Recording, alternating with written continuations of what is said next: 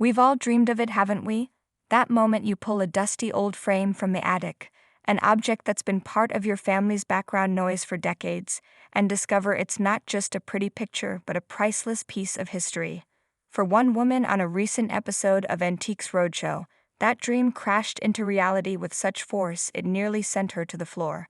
It was a moment of pure, heart-stopping magic, all centered on a vibrant painting and a story of a remarkable friendship from a century ago.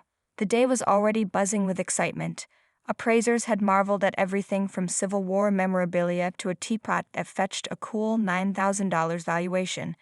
But then, a guest stepped forward, her expression a gentle mix of hope and nostalgia. In her hands, she held a painting that radiated warmth and color, a slice of a sunny day captured on board. The piece, she explained to art appraiser Nan Chisholm, had been a quiet, constant presence in her family for about 80 years. It was a gift, a memento from a friendship that blossomed in the bustling world of 1920s Brooklyn. The story she shared was as captivating as the artwork itself. The painting's original owner was her great-aunt, a woman of intellect and passion who taught science at Brooklyn Polytech High. In a fascinating parallel, the artist, a woman named Jane Peterson, was serving as the director of drawing for the Brooklyn Public Schools at the exact same time. Two professional women, one grounded in the empirical world of science and the other in the expressive realm of art, found common ground and forged a powerful connection. Their friendship grew out of shared interests in artwork, the guest explained, her voice tinged with pride for her trailblazing ancestor. This wasn't just a casual acquaintance. This was a bond deepened by mutual respect and a shared love for beauty. The connection became so strong that her great-aunt spent one of her precious summer breaks traveling to Gloucester, Massachusetts, a picturesque seaside town famous for its brilliant light that has drawn artists for generations. And she didn't go alone. She went to paint alongside her friend, Jane Peterson. It was during that sun-drenched summer that she acquired the very painting she now held, the floats. As the guest finished her story, the camera focused on the painting. You could almost feel the sea breeze and hear the gulls. The artwork pulsed with life, depicting fishing floats bobbing in the harbor, rendered in bold, energetic strokes and a riot of joyful color. It was beautiful, yes, but was it valuable? Appraiser Nan Chisholm listened with a knowing smile. She gently turned the painting over, revealing a small label on the back from George of, another artist who was actually more renowned for crafting exquisite, custom frames for his contemporaries.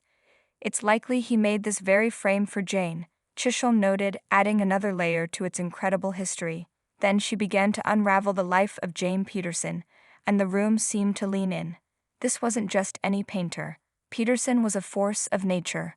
She had studied at the prestigious Pratt Institute in New York, graduating in 1901 before embarking on a journey to the epicenter of the art world, Paris. There she moved in circles that would make any art lover swoon, meeting and absorbing the revolutionary ideas of legends like Pablo Picasso, Henri Matisse, and the influential writer Gertrude Stein. Chisholm continued, her voice painting a picture of Peterson's stature in the art world. She also traveled with artists such as Louis Comfort Tiffany and John Singer Sargent, she added, naming two of the most revered figures in American art. Jane Peterson wasn't just a teacher who painted on the side. She was a world-class artist, a peer of giants. Chisholm described Peterson's signature style as post-impressionist, characterized by very bright colors and a lot of vibrant brushwork.